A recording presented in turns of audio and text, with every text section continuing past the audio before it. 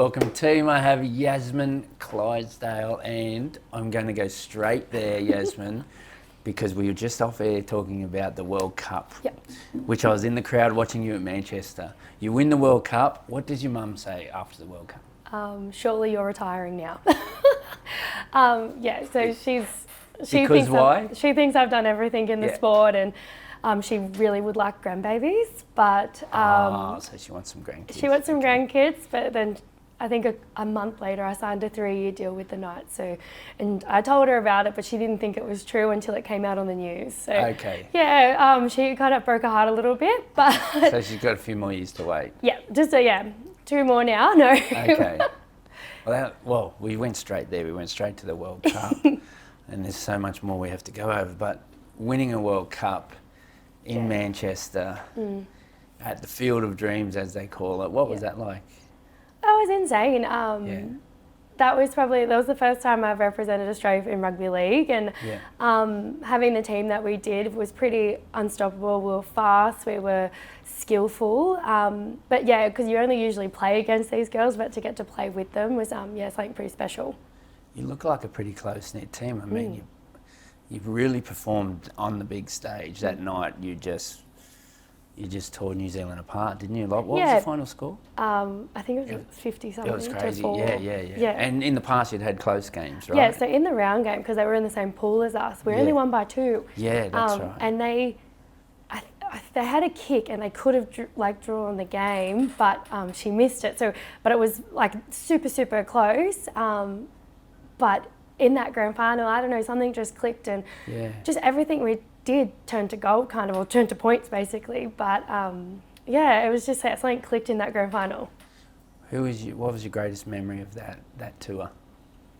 I think getting to play with my best friends. So Lauren Brown, I actually came from Sevens. We both didn't get recontracted at the same time, and I remember saying to Adam, I just don't think I'm finished with football yet.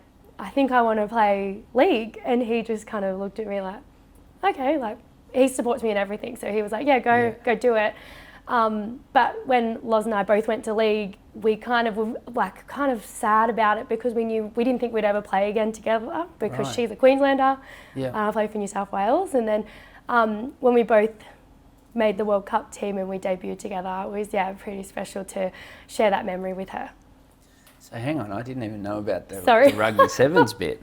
So you played rugby sevens and didn't get contracted, is that what you just said? Yes. So that was almost like tempted to give up?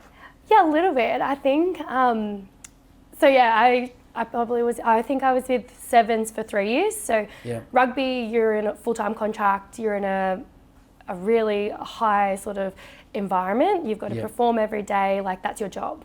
So I was able to give up teaching and focus solely on rugby, and the goal was the Olympics.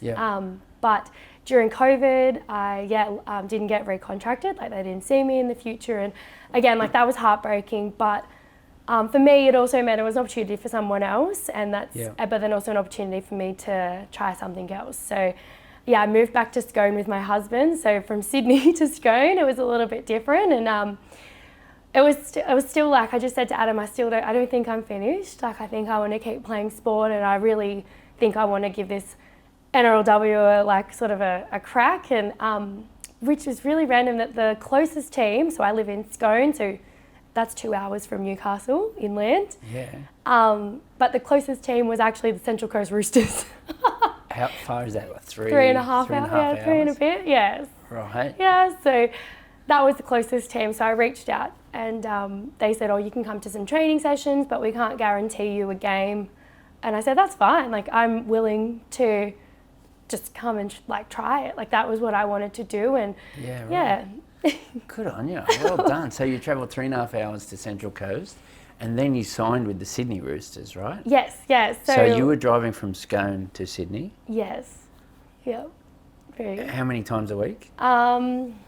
3 times, I think. 3 times a week? Yeah. And what's that, 5 hours? 4 and a bit. 4 and a bit hours. Yeah. So like a 9-hour round trip to go to training? Yeah. My God. God, you deserve every piece of success you've had. So you've ended up at Manchester playing a World Cup final with your best friend. Yeah. This is a great story. Keep going. Oh, I know, but I don't like to whinge about travel. I think if it's something I want to do and no one else is forcing me to do it, I shouldn't whinge and no one should hear about it. So I think you've just got to, you just got to get on with it. And if it's something that I want to do, I think you just need to put your like best foot forward to get yourself to the position you want to. So I could move to Newcastle, but I want to be with my husband in Scone. So that's no one else's fault. Like no one else's can. It's just mine. Like I want to be there. I've seen on the socials, first of all, Adam, very supportive. He played NRL himself, so he's very supportive of this career. But are you guys on a farm? Did I see that? Yeah, we own a farm, So we have a house in Scone and we also run a farm out at Rookel. And we have When you say cattle. run a farm, you have cattle, do you? Yeah, we have cattle. So yeah, it's pretty interesting. Still learning. I'm very... I was going to say, talk to me. Fresh. Talk to me. Yeah, I just know we sell our calves. At the moment, we're like in a bit of a drought because we haven't had much rain. So we are feeding our cattle, which costs a lot of money. Right. But I'm very fresh. Adam loves it. Yeah. I go out and help when I can, but he would definitely like me to be there more. But yeah, at the moment in footy season, it is hard to get out there and help him as much as he needs it. But awesome. Yeah. Wow. We should come out and film a show on the Yeah, you farm. should. It's great. You would love it. I mean, Adam's story would be cool too. Like, it'd be even him supporting this journey. Like, sounds like you're very lucky there. Yeah, I'm super lucky. As well, so I moved to Canberra with him when he signed with the Raiders, and that's when I actually started playing tackle footy. Was down in Canberra. Okay. And I've genuinely started to make friends. Yeah, really? Moving to a new place, like I knew no one in Canberra, I only knew Adam. But I'm really big on making your own friends and own connections so that you don't have to be reliant on your spouse, which I enjoyed every moment I had in Canberra. So that's when I picked up rugby and also rugby league. Oh, hang on. So how old were you? 22. 22, and you hadn't made a tackle yet? No. Right. So I only played touch. So you played touch footy? Yep. You go to Canberra and thought, I'm just going to go and play rugby union, was it? Yes. Yeah, right. Yeah, it was... You never made a tackle? No. At 22, so what are your thoughts on the girls now? Like, there's girls playing rugby league now. There's some great growth in that space. I heard of a team the other day, under 11s. Yeah, it's insane. And a lot more girls want to play because they see a future in it too. Yeah. I always tell them, like, I'm so jealous that you guys get this opportunity, but I also want to remind them that, like, we didn't get this, so you guys have so much growth and you're going to keep learning. Then that's the best part about it. Yeah, and so the touch footy obviously was good for you. It was great. I love touch and I played in a World Cup in 2015. Did you? Yeah, touch mixed. Footy. Yeah, I was a bit of an aggressive touch football player, so mixed was more my style. Okay. But I think that is why I adapted to the tackle quite easily. Yeah. An aggressive touch football player. What does an aggressive touch football player look like? Does that mean you were penalised for being... Yeah, hard touches, getting force subbed a bit. Yeah, okay. But in bumping mixed people over. Oh, yeah, a little bit. But it was, it kind of made the transition a lot easier into the tackle sort of side. And any other sports? Netball, growing up, that was my main sport. So I played for the Newcastle rep team in state age championships. Yeah, it was a massive thing in growing up in Newcastle was netball. A lot of females didn't play rugby league, or there wasn't the pathway there that there is now. Well, I've noticed a lot of the netball girls have that really good catch on them, obviously. So there's a lot of skills that have transferred over. Yeah, and even just like this, I know it's not a football field, but the spatial awareness of understanding like where your body should be and like what girls are going to do if you are to like run a certain line, like someone will have to turn in, otherwise like you go straight through. Yeah. So just that awareness, and I think I definitely got from touch football and netball together. Well, I'm a massive believer in just let kids play. Yes. Huge believer in that. Definitely. Play multiple sports, and you're like living proof of it, you know? My parents, they loved watching me play sport, but they also never pushed me to play. They just, awesome. As long as I enjoyed it, they were willing to do whatever I wanted. So that was the other like they never forced me to keep playing. Awesome. Well, okay. The aggressive part. Yep. I've seen you train. Yes. And you are like, you set the tone. Yeah. I've seen you, and I've seen you set the tone as a real leader in your teams. I guess you're a bit older, but not just about the age bit, just through your actions. And I've seen you play as well. Where did that come from? Like how? I don't know. I would say like, obviously probably my dad. His family is so competitive. Even my auntie. But just like little things that we used to like backyard cricket, backyard touch. Like we used to play touch on a Sunday morning as family touch, and it was just. Oh, I was always competitive. Like I've never wanted to lose, even if it was to say like my younger siblings. I've never wanted to let them win, which is, I don't know, and I can't help it. Like I think, I'm gonna be chill this training session, and then we start, and I can't hold back. It's just something inherent in me. Like I just can't stop. That's great though. That's a great characteristic, because I know all the girls, they talk so highly of that in you. Like if I asked Liv Higgins about who's the best leader, and she says you. So like when you've got your teammates saying that stuff about you, how does that make you feel? I don't know, it's pretty special. Like, and I know I want to be that leader for people, and I want to be able to push people, because I expect the best from myself. So I want them to see that I'm hard on myself, but also that I want to support them to be the best player they can be. Yeah. So even just like for instance, like because we don't have Harvey Norman this season, like I reached out to our S&C to give us programs, and I said I would run them for girls that want to show up, and because they want to be picked and they want to put their best foot forward. And I said I'll run the run club, and so I started a run club for the girls that wanted to just come and run, because I want to be fit, I think they want to be fit, but if they have that environment where they can thrive, that's what I want to create for our team. So just taking those little steps to make each player better, but also creating a sport environment where they can thrive is something that I really want to hold. Yeah. That's awesome. Do you realise how powerful that is? Like you girls, you win. Like, like I like getting people on this show that are at the top of their game. Yeah. Like you're at the top of your game. You've won World Cups, you've won Origins, you've won multiple grand finals. Like you win. Yeah. Do you realise how powerful that is, what you do there, what you just said? I probably don't think about it too much, but I just think I want my players, or like, because I don't know, I see my teammates as like my family. Yeah. Like you want your family to be the best that they can be. Yeah. And that means like making sure that you support them and how they can be better. And I think that's how I view myself in our Knights team. Like I'm Knights family. They're so like cool. My family. Yeah. Well, you know what? I've said that. I did an episode once where I talked about. I think the teams that live that word, family, the ones that live it in that way. I mean, not all families are perfect. No. So the word, I know Wayne Bennett doesn't like using that word because but he also knows what wins. Yeah.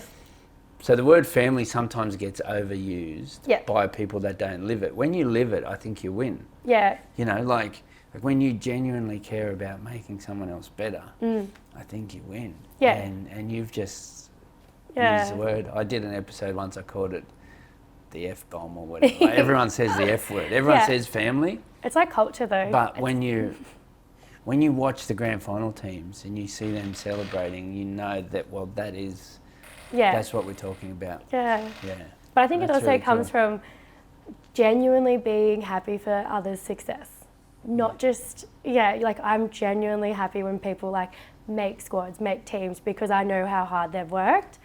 Like when Jacinta Carter, like our little 18, like she's 20 now, when she debuted, like I cried because I was just so proud. Like she had the opportunity to go to other NRLW teams, but she stayed with our Knights girls on a development contract, like, which I was like, you can go to another club, like we won't hate you, like we love you, we want you to stay, but the only contract at the Knights was a development one, And for her to like say, nope, I'm going to stay here.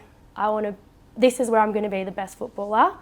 And she actually got to debut because we had a couple of injuries. And like I just cried. I couldn't tell. Like I just felt like a proud mum. Like it was just one of those moments where you're like, oh my God, like yeah, we have to cry now. Yes. I love that. I love that. Well, see that comes out in your team how much you care about them. Yeah. I can't.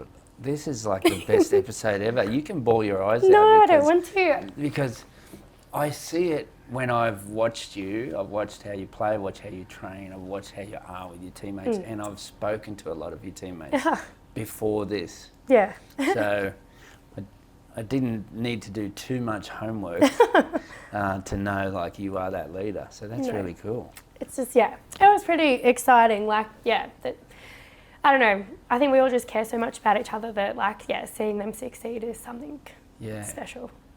Awesome. Is there any lessons now? Like, let's think about, because you're a teacher too. Yes. I heard you're very good at that too. No, you said some energy. Questionable. You're a teacher too, so is there any lessons you've learned that could accelerate the career of someone listening? So if you think about the listeners, like accelerate the career of a young girl following in your footsteps, is there any lessons you've learned that if you teach them that now, it's going to accelerate them? Maybe like perseverance. That's something that I've learned as well, and being adaptable. So like not just pigeonholing yourself into one, I'm this. Like no, to be a team player, you need to be able to be whatever the team needs. That's what I think girls don't understand, is they want to be like, I'm only a half, but you're not. Like I started as a winger because that's what, at the time, the team that I was playing in, they needed me to be a winger. So I was going to be the best winger I could possibly be. Yeah. Don't know how good that was, but you had a good catch. But that's what I think as well. Like being a team player and being whatever your team needs you to be, and you trying to be the best at that is, something that I think girls might take for granted. But if they're able to learn that, it's not even something to learn. It's just, being there for your teammates and being whatever your team needs you to be. So you're a winger, and then a centre. Yep. We're working my way in. I watched you play for Australia as a back rower. Yes. You ever played in the middle? No. You haven't? No, I did 1 year for Origin. I came off the bench and I was a roaming middle, but and then I got put on the back row. So it was, that was the only time I've ever been in the middle at the moment. So, well, that was great advice though about be adaptable. What's your advice on what makes a good teammate? Not so much the team player in positionally. I really get that. That's a great message. I encourage play multiple positions. Yep. You know, play on the left, play on the right, play there, play that, whatever. But what do you feel makes a good teammate? If you could think of your best teammate, what characteristics did they have that you love?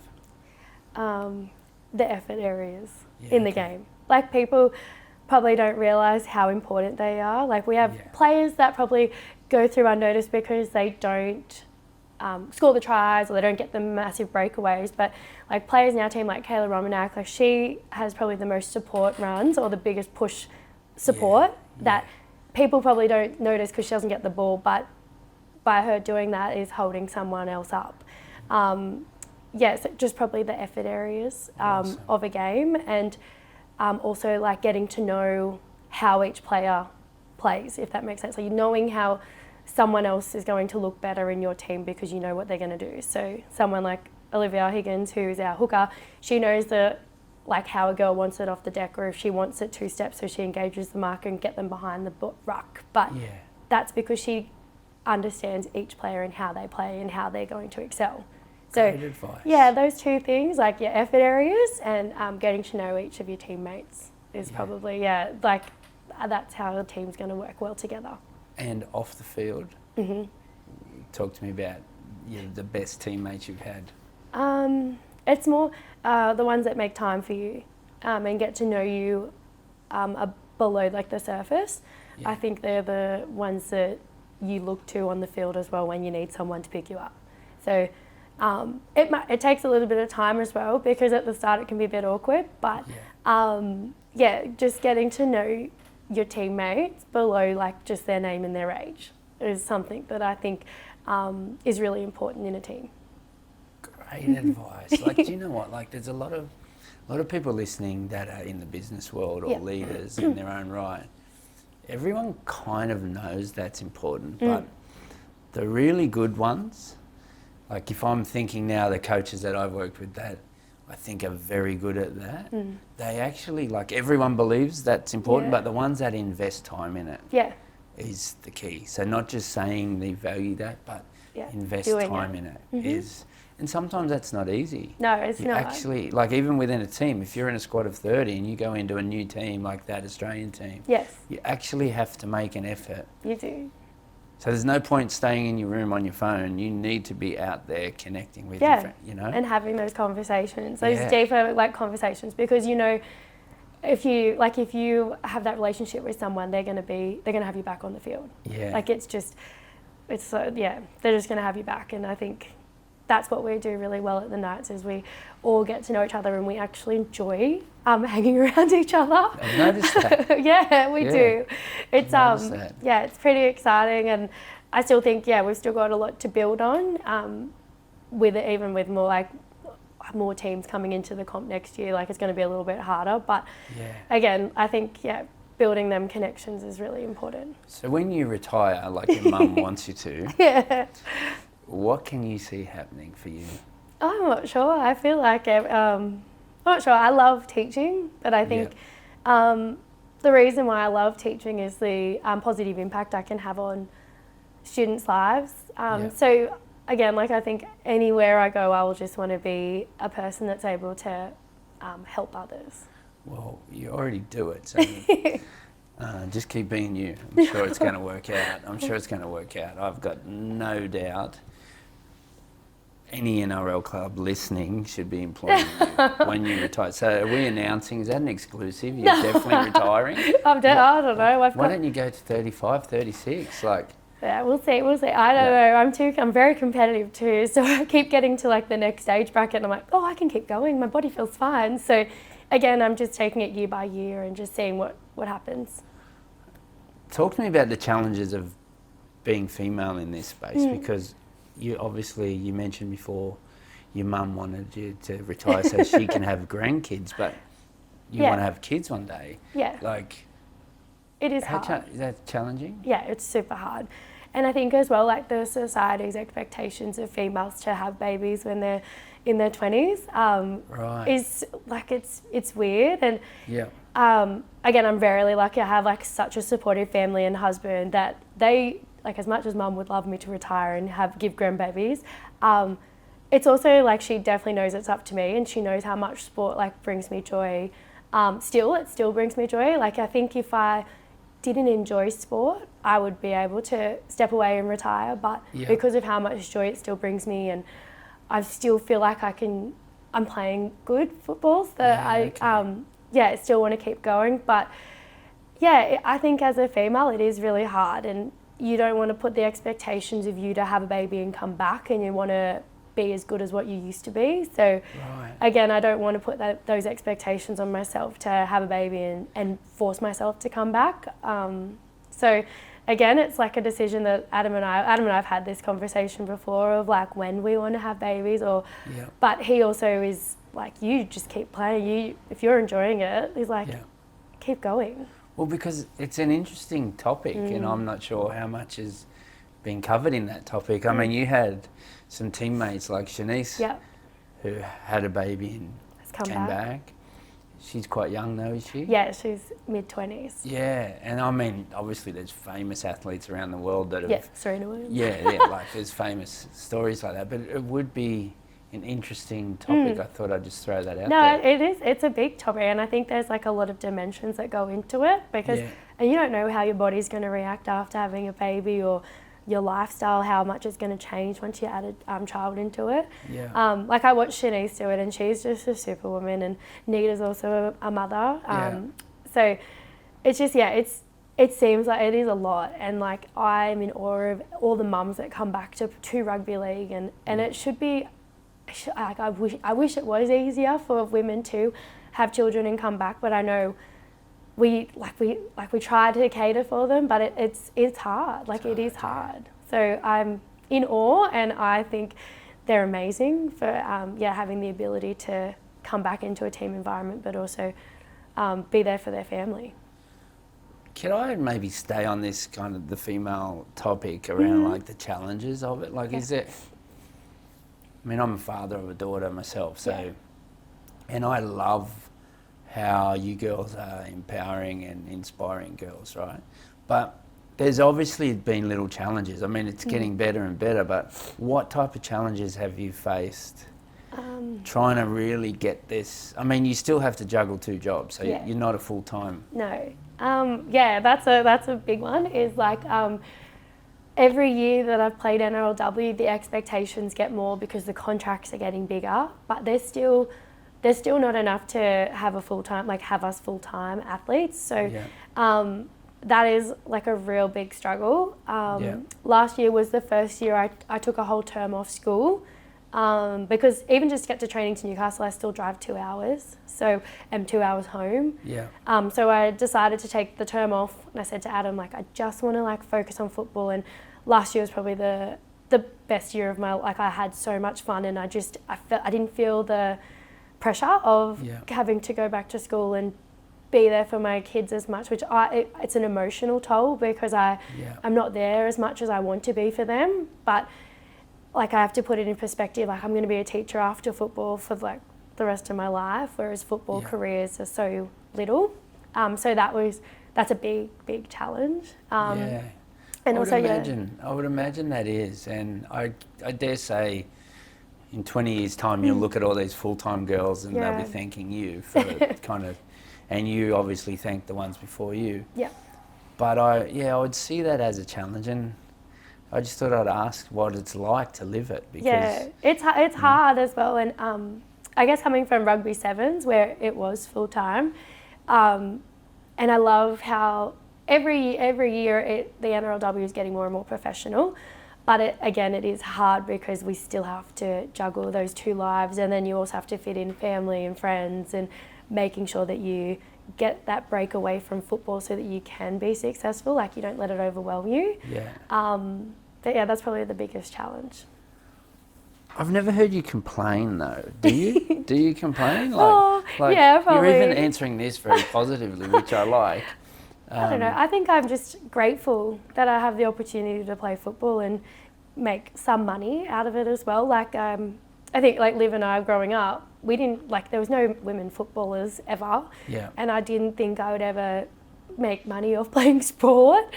So, again, I'm extremely grateful that I have the ability to run around, and that's probably like why I'm so positive. But I am quite a positive person. Well, you've probably, like, you know, one day there'll be girls full-time and somebody's going to come and say, make sure you get your studies done, make sure you got a career after footy, and make sure you've done it in reverse. You have your career. So, because there'll be some girls putting all their eggs in one basket saying, I want to play rugby league, I want to play rugby league. But you've got your career sorted, you're a teacher, you're now earning money from the game. And decent. I mean, you're a sponsor's dream. Like, I see you driving that car out the front. What's thank the car? You, Hunter City Motor Group. Hunter City Motor Group. I have loved I've seen that on your Instagram. I love it. I love them, and I'm like, again, extremely grateful that I'm able to have a car through them, especially with all the driving from Scone and back. So very happy. You're like a sponsor's dream. I heard a story that the State of Origin team walked out in all this like stunning uniforms, and like in the past they were horrible uniforms, and then I heard, not horrible, I shouldn't say that, but that is a topic surely. Like, I spoke to someone in a totally not a sporting environment, but there's a lot of female tradies going into the industry, and uniforms was a huge issue for the women, so we'll go there. But anyway, you single-handedly got this sponsorship deal for the Origin girls. So you are a bit of a sponsor's dream. Is there anyone else you want to plug here? No, no one else yet. No, no, I do. I do think as well, like having my career first has helped me through my football, because I didn't put too much pressure on myself to have to be something, which I don't think many of the young girls these days think about. But I'm actually studying to be a careers advisor as well. So, and I just see all these young ones coming through and thinking that football's forever. But if you put it into perspective, like if you're a good footy player, maximum 10 years basically in the sport, even in the males. But you need to be able to have something else other than football, because looking after your well-being, I think, is the most important part. Wow. Sorry, honestly, I know I just gone deep again. No. This is so good because, I can now, like I've always felt you play this game with so much love of the game, but you've actually just said it. You never put pressure on yourself to be something in that space. And now, like, it's so genuine, this love of the game. But even that advice, like, so you're a teacher, you train the girls, so you will be a coach or a mentor or now your career is like, honestly, like you, it's pretty amazing what you're doing. Yeah, just try, I just try, and like, again, it's all for the love, like I just love my teammates and I want them to be the best that they can be. That's basically what it is. Okay, let me throw any lessons you've learned off a coach, a teacher, a mentor, parents, grandparents. Is there anything that comes straight to mind of like something powerful in your life that you feel is? Definitely like just what my parents have instilled in me is like, just don't do anything you don't love, and make sure like if you want to do it, like just do it because you love it, and that's something that I've definitely taken on board. Like if I didn't enjoy it, I wouldn't be doing it, and definitely just to enjoy every moment. So don't think too far ahead. Enjoy the moments that you're in, because you just never know when it's going to go. What about mid-game? Are you like that as well? Do you stay very present? You work on that about not worrying about past or future? You're very... Yeah, definitely. I think so. I think... Because I feel like that's how you are in your life. Like, is that how you are within 70... Is it 70 minutes? Yeah, 70 minutes. 70-minute game? Yeah, definitely. I just want to be present, but I'm also like, I know little ways of like how to like bring myself back to being present. Share that. Come on. Come on.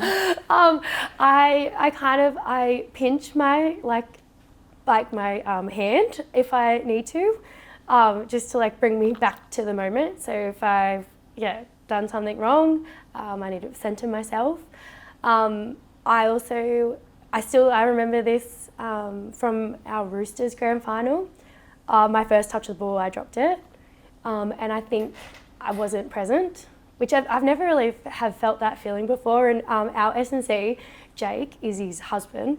He actually came out on the field and like shook me, and he goes like, "You've got this, like what are you doing?" And then from there I remember being like, what am I doing? Like, be present. And I think that like snapped me out of that, like, I just kept doubting myself then after that drop ball.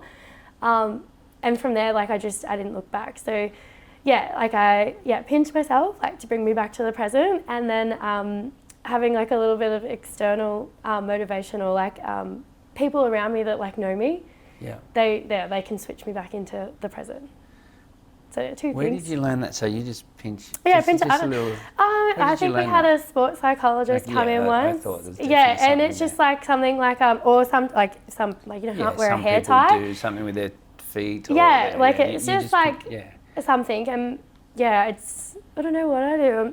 Or sometimes I'll like be pinching, like I bite the inside of my mouth, which is a horrible habit.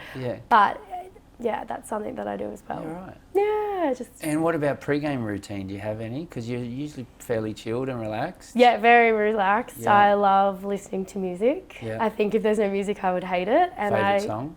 Well, we actually have a different song every season. Oh, okay. Usually, like I like listening to the team speaker, not headphones. Okay. More because I like to help other girls if they need, or like talk to them, or give them more like encouragement. Yeah. But last year, it was Moana. Right. How Far I'll Go. So it was. Yeah, pretty funny that was our team song. We always listened to that before we ran out, and it was actually DJ Olivia Higgins awesome. on the decks. So that was something, I don't know, I like doing that. And I do like playing with a ribbon. I love ribbon. Right. I don't know why, I just think it looks cute. Okay. But yeah, so I always play with a ribbon. Okay, and what about pre-training? Do you have a little...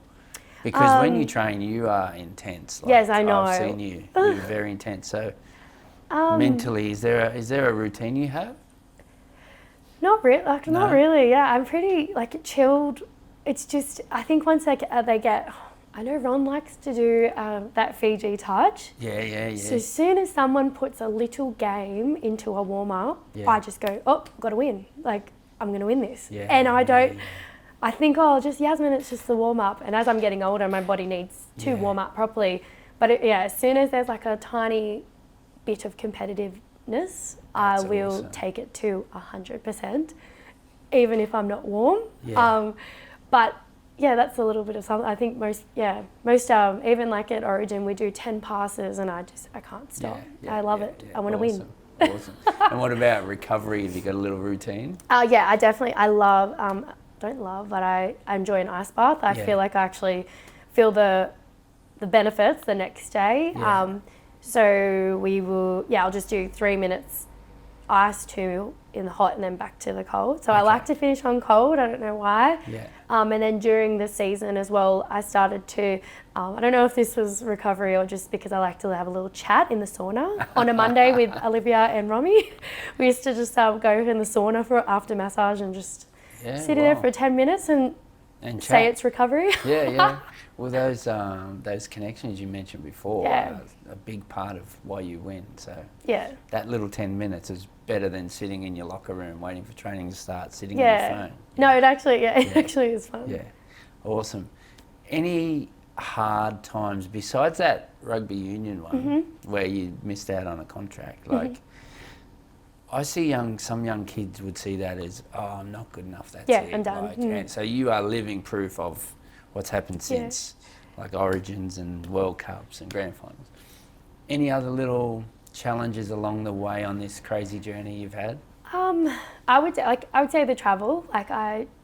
Still drive 2 hours to and from, and that would be that's my biggest challenge. And some days I will go home to Adam and just cry because I just am I'm so over it. I just go, I think I'm done, and he's like, you're not.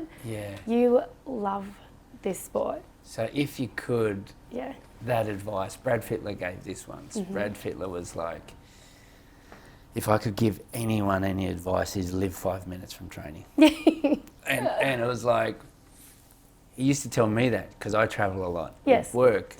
And I eventually did it. I spent a few years at Penrith where I lived there. It wasn't great because I only went home to my own family on a day off. But I realised what he was saying. You have so much more energy for your team. You're so much more focused. Your body feels better because you're not driving. And this was just his advice to me as a coaching staff member, not as the actual athlete.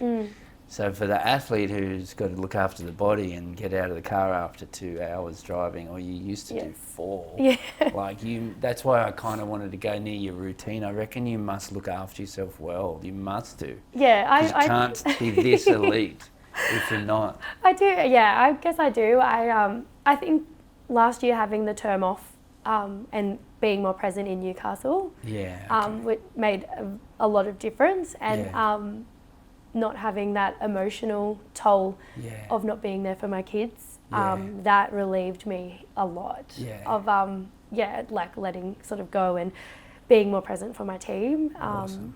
But that is pretty good advice. It's all right for Freddie. He tells it from the time he went from Penrith to play for the Roosters in Sydney and live close to Sydney. But it's fine for you, Freddie. You were the highest paid player in the game.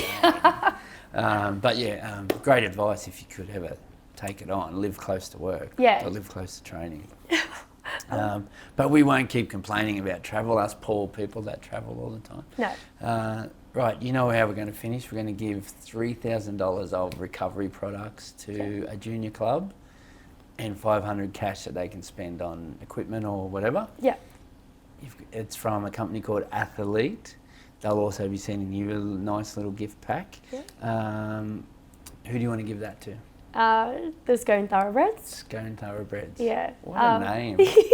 I know, and I'm a Clydesdale. There you go. There's a bit of a horse theme.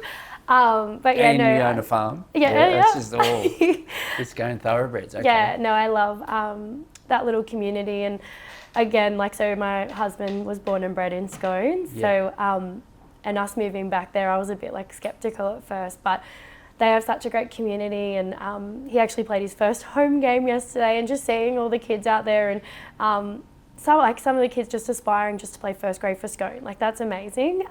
So yeah, and we also have now a under 17s girls team there. So awesome. Yeah, being able to see all these girls come up and start playing like rep football is pretty amazing. And I think I had maybe 6 or 7 in the Lisa Fiola and Tasha Gale Knights teams. So yeah, it was pretty special to watch their improvement and seeing them come through the rep.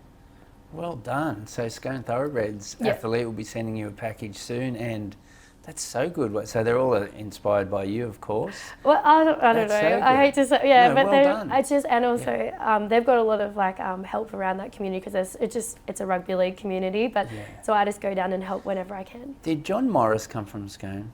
John Morris, who? You wouldn't remember John Morris playing. He won. Well, he coached at Sharks, and he's coaching now. No, I was going to say, I know who he is, but I don't know if he came from Scone. I'm trying to think he was from. I'm sure he was Scone. Anyway, we'll get Johnny Morris on the show. He listens, by the way. I was going to say, Scone has bred a lot of great football players. Yeah. Yeah, it's great, because Adam's granddad used to play for Australia. Oh, really? Back when it was like, they used to take like boats. Oh, wow. Yeah, Bandy Adams. So he was from Scone, played for Australia. Yeah, winger though, winger. There you go. Adam, not a winger. Not a winger. What other players have come from Scone? Jock Madden. Right, okay. I think he's from around there. Who else? There was, and like from that area, sorry. And then Jamie Feeney also is from that area. There's a few. And your husband, of course. Oh yeah, sorry, Adam Clydesdale. Yeah. Awesome. Well, thanks so much. I've loved this chat, and I know a lot of people will too. Thanks so much for what you do for inspiring young girls too. Thank you for having me on. Yeah, it's been awesome.